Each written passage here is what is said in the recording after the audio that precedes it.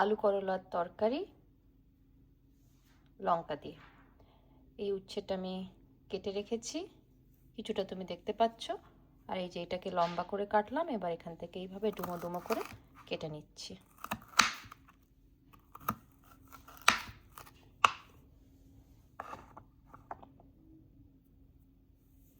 আর এটা আলু এরকম করে ডুমো ডুমো করে কেটে নিতে হবে।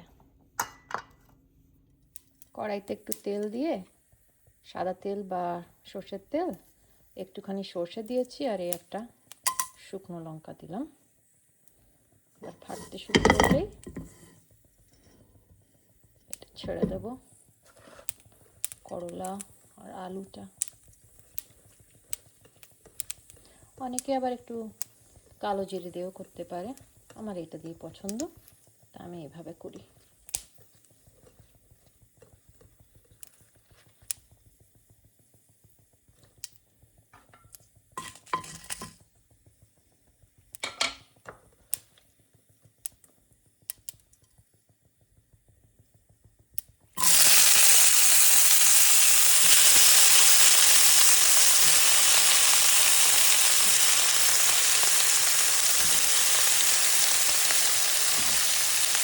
আলুগুলো একটু জলে ভিজিয়ে রেখেছিলাম যাতে কালো না হয়ে যায়।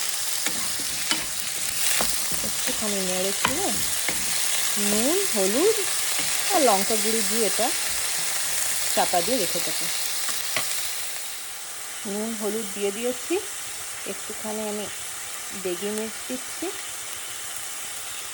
আর একটুখানি আমি কাশ্মীরি লাল মির্চ দিচ্ছি। তবে রঙটা ভালো আছে। এটা একটুখানি ঝাল ঝাল হবে, একটু ঝাল আর তেতো এরকম টেস্টটা হবে আর কি।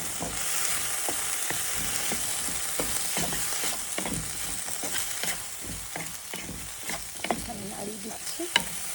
খুব বেশি ভাজা হবে না, একটুখানি তরকারির মতো তো, একটুতেই জল দিয়ে দিতে হবে। জাস্ট 1 মিনিটের মতো করলাম ভাজাটা,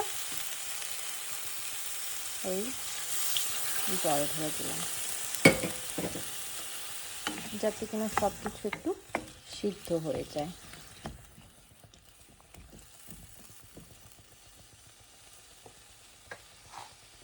একটু ঝাল লাগবে মনে হচ্ছে।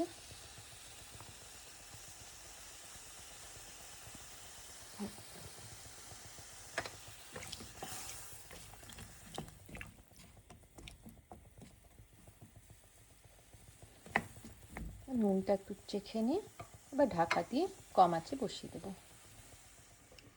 এই যে এটা ঢাকা দিয়ে দিয়েছি, এখন এটা যতক্ষণ না পুরো নরম হয়ে যায় ততক্ষণ এটা কুক হবে। এটা আমার ফার্স্ট ভিডিও তো, তাই জন্য একটুখানি সময় লাগছে সব কিছু ঠিক করে দেখাতে।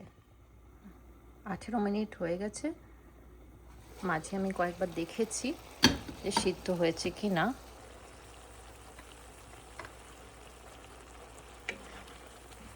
জলটা একটু শুকিয়ে আসছে, আলুটা হয়ে গেছে।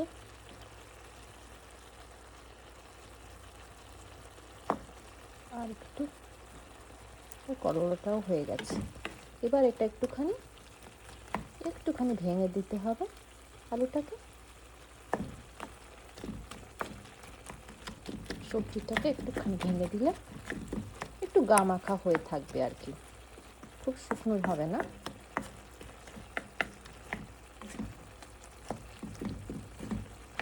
গরম ভাতের সাথে খেতে খুব ভালো লাগে, একটু ঝাল ঝাল, একটু তেতো তেতো, অনেকটাই ভাত খাওয়া যায়।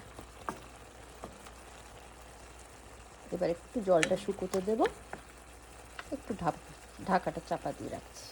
ঠিক এই স্টেজে আমি এখন নামিয়ে নিচ্ছি। একটুখানি জল যেন থাকে, কেননা আলু একটু নিয়ে নেবে তো জল, সেই জন্য। এবার আমি এটাকে ঢেলে নিচ্ছি। এই যে উচ্ছে আলু বা আলু করলার তরকারি তৈরি, গরম ভাতের সাথে খুব ভাল লাগে খেতে।